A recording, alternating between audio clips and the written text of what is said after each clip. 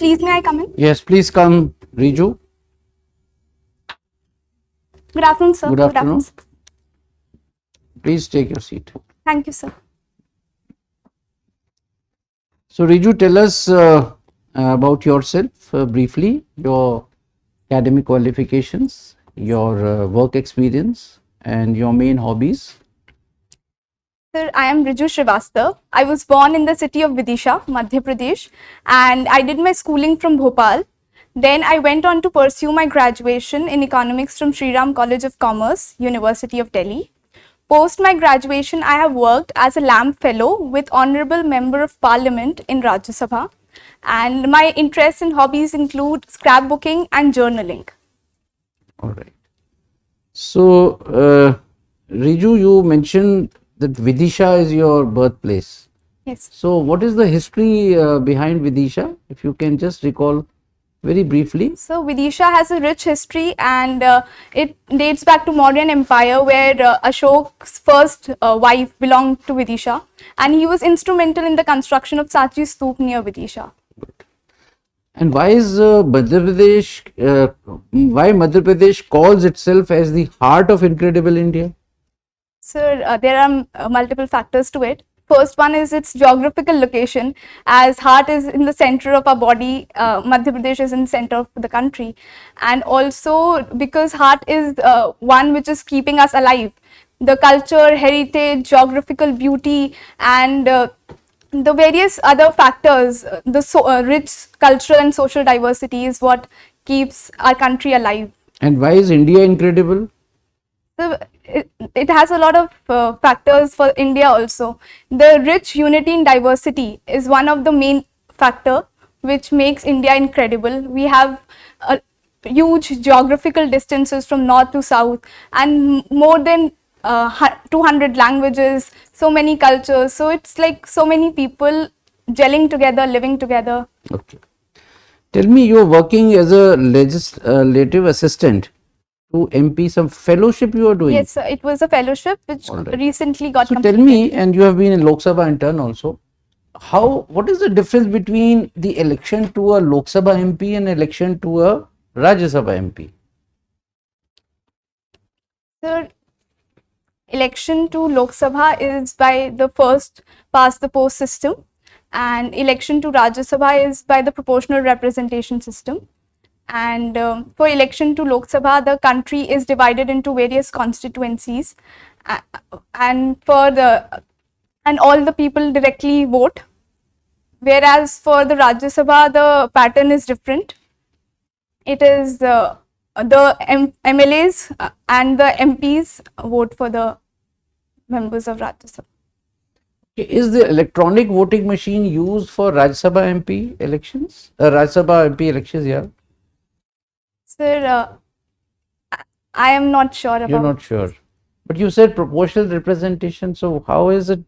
How is the process different? Sir, for the Rajya Sabha, it's in the proportion of the votes that the party gets. Whereas for first past the post system, if you are getting more than all other candidates, you are elected. Mm-hmm. You are an economics graduate from SRCC, correct?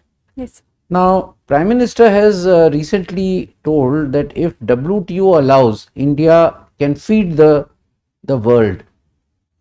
Now, what message the Prime Minister is giving to the world? So, the message of Atmanirbharta is one thing, that not only we can feed ourselves but the entire world, and India is the leading producer in the agricultural sector. So this was with respect to wheat, that we can now we are ready enough to export wheat and the quality wheat. Is it, you think that it is a kind of diplomacy, food grain diplomacy? Yes, sir. India is presenting itself as the leader not only in the southern bloc but for the entire world. Riju, we are concentrating a lot on South China Sea, right? Now, according to you, in terms of our relations, which country in the South China Sea area are our foes and which are the friends? So the world is in a geopolitical flux. So there are no permanent foes or permanent friends. But in the current scenario, we can see that maybe Japan, Australia, and the ASEAN countries can be our friends, and China may be a competitor. So you would not be able to know what relation we have with the countries in the South China Sea area, particularly. So can you ASEAN please- is a very big association. All the 10 countries in ASEAN, but South China Sea is has got just a handful of nations. Yes. So Australia comes more in the Indo-Pacific area. Yes. South Korea. South Korea, we have good relations. Thank you. Thank you, sir. Riju, I'm very fascinated by your DAF, and I find that you have participated in NSS. Yes. What were the activities that you were involved in? Sir, I was involved in Project Sanskar that tutors kids who are underprivileged economically. And what was the areas of the tutorials? So the basic algebra and English letters, English language. Okay, the general age of the students you were mentoring was around maybe 10 and 11. Yes, sir. From it ranged from 7 to 11. Do you teach algebra to students who are at the age of 10 also now? Sir, basic mathematics. And Okay, basic mathematics. Never mind. Perfectly all right. There's a talk that said that military training should be made compulsory in India. NSS could be an option that if you're not, but one of the three, NCC, NSS, and military training should be made compulsory. What is your take on that? Sir, I believe that these three areas, one should be willing and be proficient in for a good life. But I think it should be as per the candidate, or it should be optional. And if they feel that working in NSS or NCC will imbibe those values, then they should come forward voluntarily, and it should not be mandatory. Good. Now I'd like to say that you are also have been a part of the empowerment project. What empowerment aspects did you address? Were you part of the empowerment team, or you were imparting the training for empowerment, and to whom? Sir, it was an Indo-UK exchange program, and it was an incoming program. So students from the University of UK came to India, and in that we had a 3-day program in which we dealt with how education is instrumental in overall empowerment of the person. So I was not in a way training individuals. It was a cultural exchange program in which we just had discussions and debates. Sir. Primarily, Riju, we come to a larger question, empowerment of women in India. We talk of so much empowerment. After the unfortunate Nirbhaya case, there came the 13th Criminal Law Amendment Act. Have you heard of the 13th Criminal Law Amendment Act? Sir, I've heard of it. Would you be able to shed some light on that, or we should go to another topic? Sir, I'll be not able to recall the provisions right now of the act. But Don't worry, we'll go. It's not possible to recall everything by memory. But as a lady, as an enlightened citizen of the country, do you think after the 13th Criminal Law Amendment Act, so much of legislation and so much of proactive action, affirmative action, are women more safe than they were in 2010? Or they are less safe? Or status quo, no change?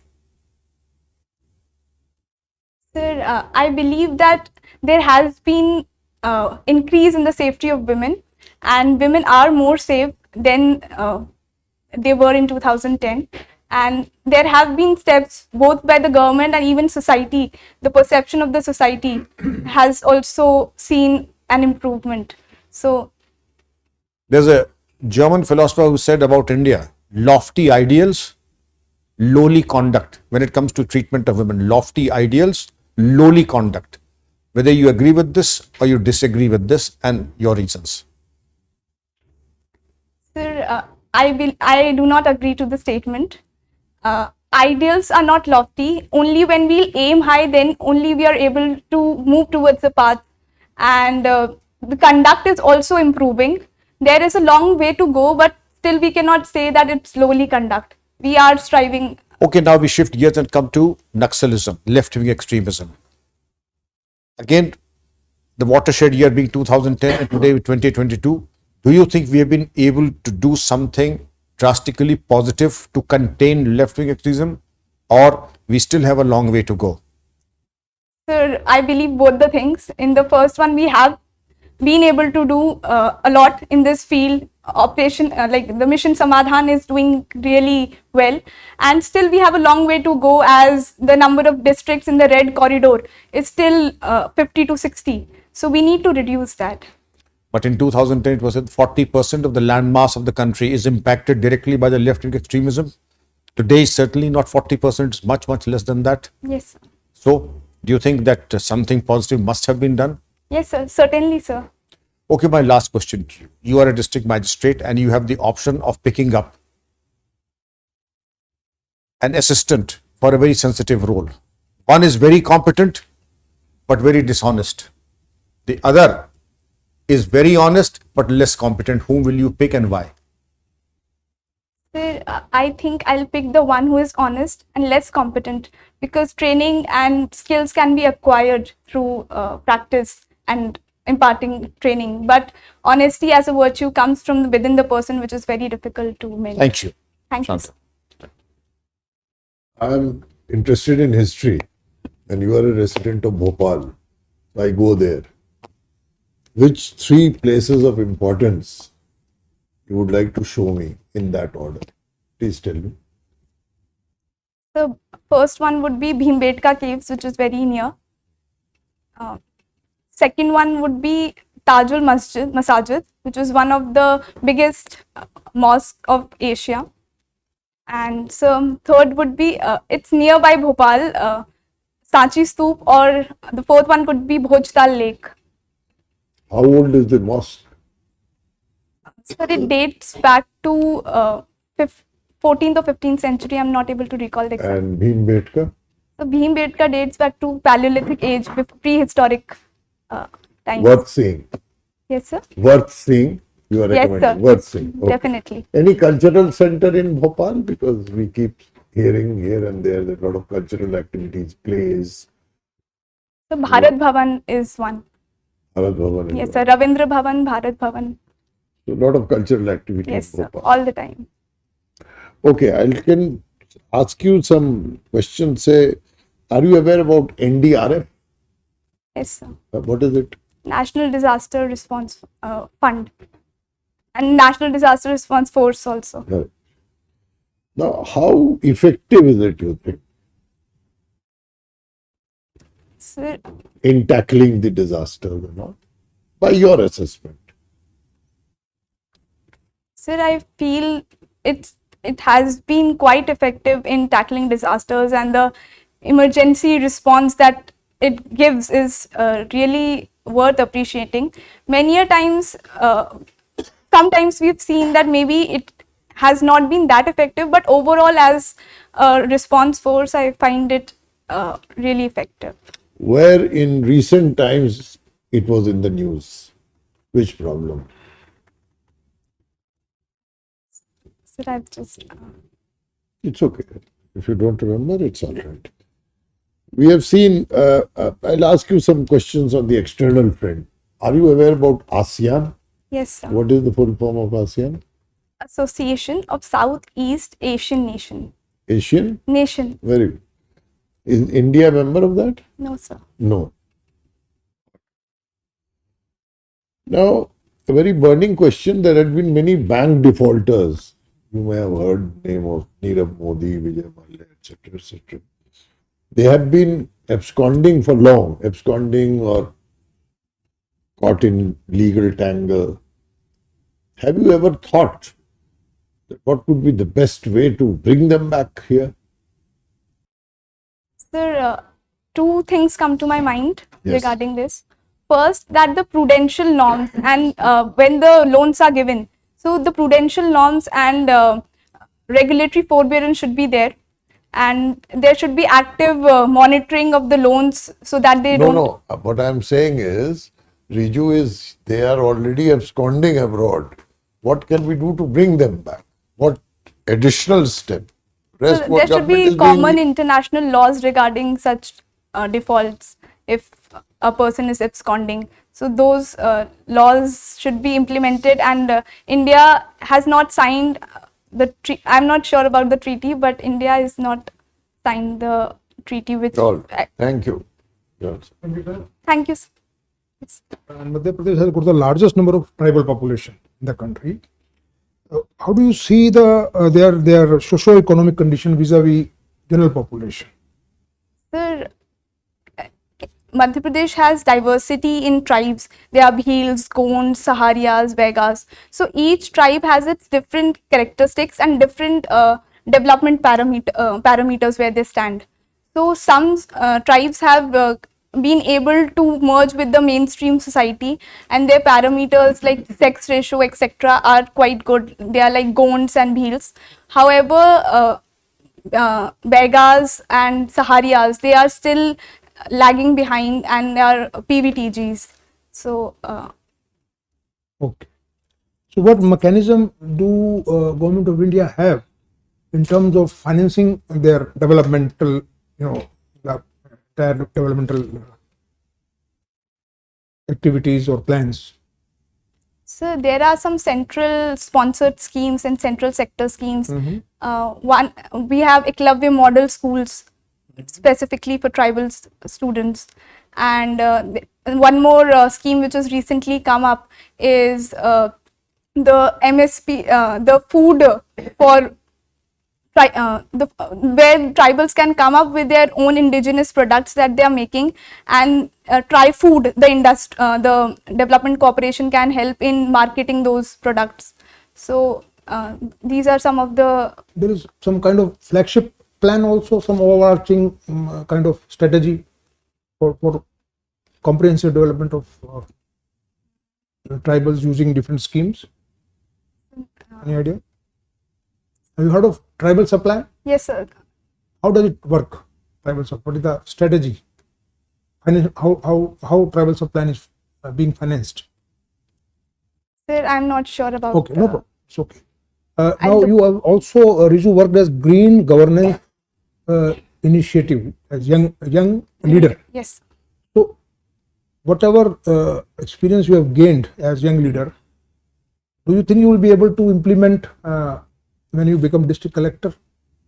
And will it not, because when you talk of green governance, so there is generally conflict with the vested interests of economic development.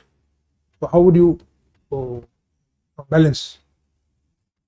Sir, answering your first question, that how would I use it in as a DM? So, sir, when I was working, I was working on a particular sustainable development goal, that was quality education, SDG 4. So I came to know some of the problems that children face in quality education. So those problems can only when we know the problems we can find solutions. Okay. So as DM, one of the things is to come up with innovation and also implementation of the policies. So innovation is possible only when we know the roots and the causes. So that is where this would help me. I have in this particular sector. You are also associated with the Member of Parliament's this scheme. Yes. You were there as intern also, then legislative assistant Yes. also. Now you have heard of scheme MP lads. Yes. MP lads have been in controversy because of special privileges for MPs and sometimes corruption issues also. But do you also see some positive, some significant things about it, positive from the positive point of view? Sir, Can you tell me two things which are unique about this scheme, which can really be can be termed as its positive sides? Sir, first one is that MPs are given the 5 crore fund that they can use in their district, in their constituency. So as MPs represent the will of the people. So having certain financial powers in their hand to bring development in the constituency is nice in that way. And we have seen many constituencies utilizing the fund. Telangana is the leading utilization state for MP lads. So in many constituencies, we have seen that the fund has been utilized. And with that fund, on the ground level, many infrastructure, social as well as physical infrastructure projects have been started. Okay. Suppose I am in a village and I need a kind of water harvesting structure in my village for improving the agriculture farming in my village. So if I go for the normal route of applying to BDO through panchayats and then it goes to the district plan, etc., how much time do you think it will take? Roughly some idea. So it depends on the efficiency Even if of the system is very efficient. it would take a few days at least. But in MP lads, Direct- 45 days is the condition that within 45 days the work must sanction Yes, by the district collector. collector. Yes. So that is one very distinct advantage, that wherever there are some small gaps in infrastructure, MPs can use their funds, and the district, as per the guidelines, district collector is obliged to sanction within 45 days. Yes. And okay, fine, thank you. Thank you, sir. What is meant by developmental economics? So development is a very broad concept. So economics, that is using the scarce resources to the optimum utilization for not only growth but also development in social, physical, human resource sectors. Can you provide any instance when this has been so done in India? Sir, it's the current strategy of the government, the socialist inclination is towards developmental economics only. What are the main challenges to the promotion of education of girl child? So the first one, I think, is the societal attitude as well as personal attitude towards the girl child. She should be seen as equal, and many a times we've seen that they are treated as burden due to a lot of factors, dowry, etc., associated as evils with the. And the second one is the social and the physical infrastructure, which is not present at all the places. For example, there are not public toilets along with the school for girls. So maybe that is the reason they have to drop out at a lot of places.